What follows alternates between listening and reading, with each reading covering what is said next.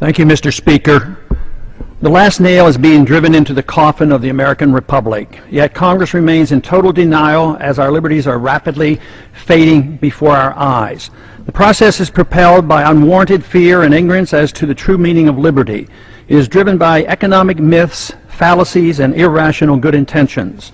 The rule of law is constantly rejected, and authoritarian answers are offered as panaceas for all our problems. Runaway welfarism is used to benefit the rich at the expense of the middle class.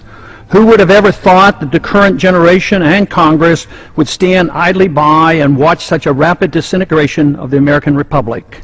Characteristic of this epic event is the casual acceptance by the people and the political leaders of the unitary presidency, which is equivalent to granting dictatorial powers to the president.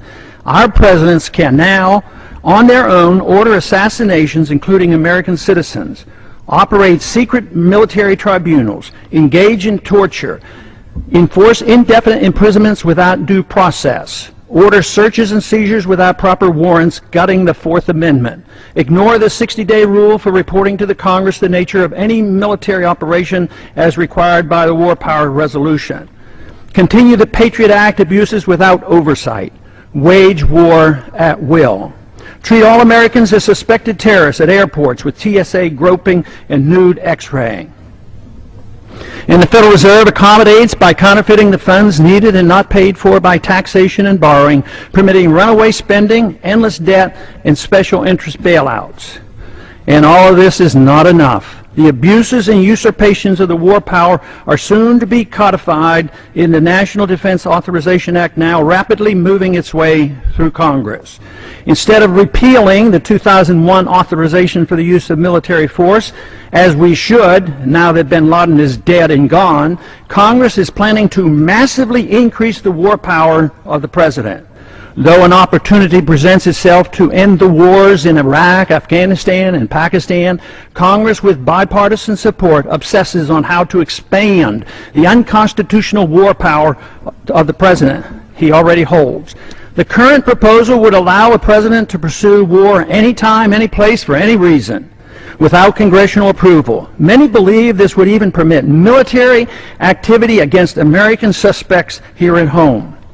The proposed authority does not reference the 9/11 attacks. It would be expanded to include the Taliban and associated forces, a dangerously vague and expansive definition of our potential enemies. There is no denial that the changes in Section 1034 totally eliminates the hard-fought-for restraint on presidential authority to go to war without congressional approval achieved at the Constitutional Convention.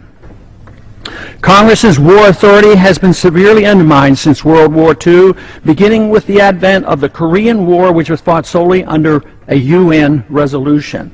Even today, we're waging war in Libya without even consulting with the Congress, similar to how we went to war in Bosnia in the 1990s under President Clinton. The three major reasons for our constitutional conventions were to guarantee free trade and travel among the states, make gold and silver legal tender, and abolish paper money, and strictly limit the executive branch's authority to pursue war without congressional approval. But today, Federal Reserve notes are legal tender, gold and silver are illegal. The Interstate Commerce Clause is used to regulate all commerce at the expense of the free trade among the states. And now, the final nail is placed in the coffin of congressional responsibility for the war power, delivering this power completely to the president, a sharp and huge blow to the concept of our republic. In my view, it appears that the fate of the American Republic is now sealed, unless these recent trends are quickly reversed. The saddest part of this tragedy is that all these horrible changes are being done in the name of patriotism and protecting freedom. They are justified by good intentions while believing the sacrifice of liberty is required for our safety. Nothing could be further from the truth.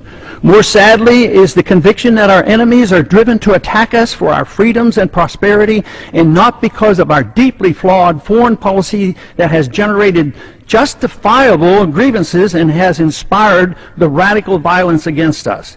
Without this understanding, our endless unnamed, and undeclared wars will continue, and our wonderful experiment with liberty will end. And I yield back the balance of my